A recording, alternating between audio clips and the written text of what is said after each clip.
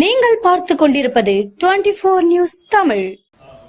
நேற்று தென்கிழக்கு வங்கக்கடல் பகுதியில் நிலவி வந்த காற்றழுத்த தாழ்வு பகுதி வலுப்பெற்று இன்று ஆழ்ந்த காற்றழுத்த தாழ்வு பகுதியாக தென்மேற்கு வங்கக்கடல் மற்றும் அதனை ஒட்டியுள்ள தென்கிழக்கு வங்கக்கடல் பகுதியில் நிலவுகிறது.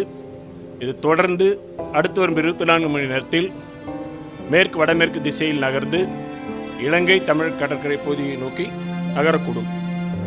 இதன் காரணமாக அடுத்து வரும் 4 தினங்களுக்கு தமிழகம், புதுவை, காரைக்கால் பகுதிகளில் அநேக இடங்களில் லேசானது முதல் மிதமான மழை பெய்யக்கூடும்.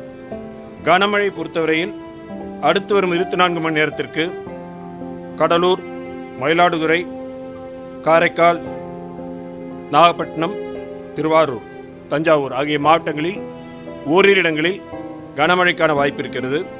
நாளை டெல்டா மாவட்டங்கள், கடலூர், காரைக்கால் ஆகிய மாவட்டங்களில் ஓரிரு இடங்களில் கன முதல் மிக கனமழையும், திருவள்ளூர், சென்னை, காஞ்சிபுரம், செங்கல்பட்டு, விழுப்புரம், கள்ளக்குறிச்சி, அரியலூர், சிவகங்கை, ராமநாதபுரம் ஆகிய மாவட்டங்களில் ஓரிரு இடங்களில் கனமழைக்கான வாய்ப்பு இருக்கிறது.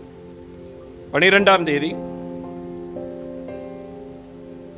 திருச்சிராப்பள்ளி, தஞ்சாவூர், புதுக்கோட்டை, சிவகங்கை ஆகிய மாவட்டங்களில் ஓரிரு இடங்களில் கன முதல் மிக கனமழையும், திருவள்ளூர் தொடங்கி நாகப்பட்டினம் வரையிலான வடகடலோர மாவட்டங்களில், மேலும் நீலகிரி, கோவை, திருப்பூர், திண்டுக்கல், மதுரை ஆகிய மாவட்டங்களில் ஓரிரு இடங்களில் கனமழைக்கும் வாய்ப்பு இருக்கிறது.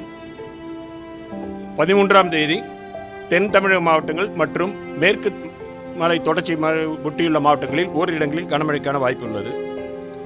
மீனவர்களுக்கான எச்சரிக்கையை பொறுத்தவரையில் குமரிக்கடல், மன்னார் வளைகுடா, தமிழக கடற்கரை பகுதிகள், தென்மேற்கு வங்கக்கடல் மற்றும் தென்கிழக்கு வங்கக்கடல் பகுதிகளில் சூறைக்காற்றானது மணிக்கு 35 முதல் 45 கிலோமீட்டர் வேகத்தில், அவ்வப்பொழுது 50-50 கிலோமீட்டர் வேகத்தில் 13ஆம் தேதி வரை வீசக்கூடும் என்பதால் மீனவர்கள் இந்த பகுதிகளுக்கு செல்ல வேண்டாம் என்று அறிவுறுத்தப்படுகிறார்கள்.